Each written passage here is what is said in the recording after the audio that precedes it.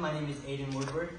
The scriptures that I will be referencing are Judges 6:11 through 12 and Judges 6:24.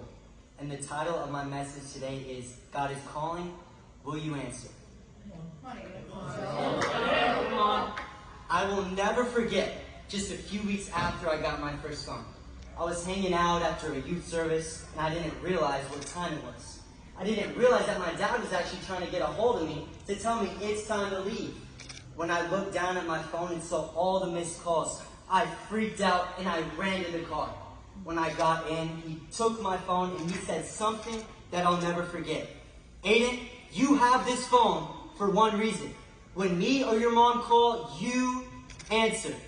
There's a story in the Bible that I've always loved. God calls a man to do something great and gives him the choice to either answer the call or ignore the call. This man's name is Gideon, and his story is found in Judges chapter 6. For the rest of my time, I want to look at two truths today. Truth number one, God is calling. Judges 6:11 through 12 says, Gideon was crushing wheat in a wine press to keep it from the Midianites. When the angel of the Lord appeared to Gideon, he said, the Lord is with you, mighty warrior. Just think about this moment between Gideon and the angel of the Lord. You see, Gideon was actually in the wine press, hiding. And that's the moment that God calls him to be a mighty warrior? Have you ever wondered why God has such a hard time getting people to do what he's actually called them to do? We see it with Moses. God calls Moses. His response is, but Lord, I can't go. I'm inadequate. We see it with Jeremiah. God calls Jeremiah. His response is, but Lord, I'm too young. And then God calls Gideon. His response is, but Lord, I can't go. My family is poor, and I'm the weakest in my family. But God answers with, let me show you who I am, and then you'll know who you are. When you get a revelation of who God is, you will finally have clarity for your future. When you get a revelation of who God is, your anxiety will begin to fade. You see, because it's not what you can't do, it's only about what God can do. So yes, God is calling.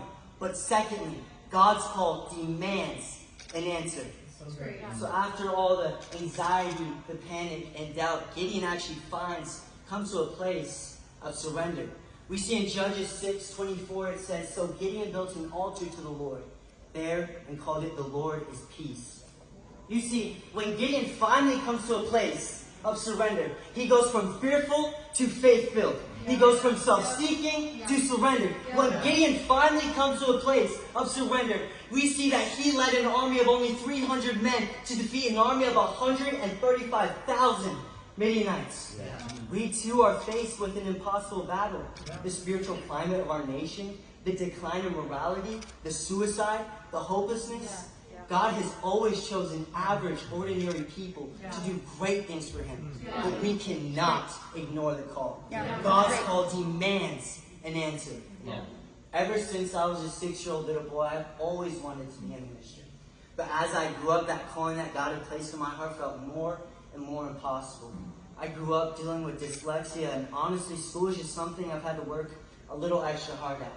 Just like Gideon, that call that God had placed on my heart felt impossible.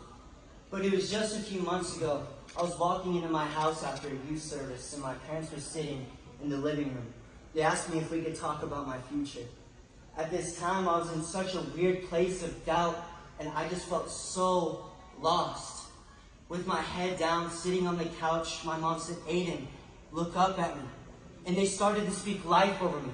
They started reminding me of what God had placed in my heart as a little kid. Today I am 18 years old, and I am more confident than ever that the same God that called me as a little boy will be faithful to finish what he has started in me. You see, it's not that I'm standing up here unaware of my own weakness. No, it's that I'm standing up here completely aware of God's greatness. Whenever you are feeling like you can't do something that God has called you to do because you're not smart enough, not qualified enough, or even because of your past, remember that God can still use you. God will always be with you. So now I know when my Heavenly Father is calling, I will answer. God is calling you. Will you answer? Thank you.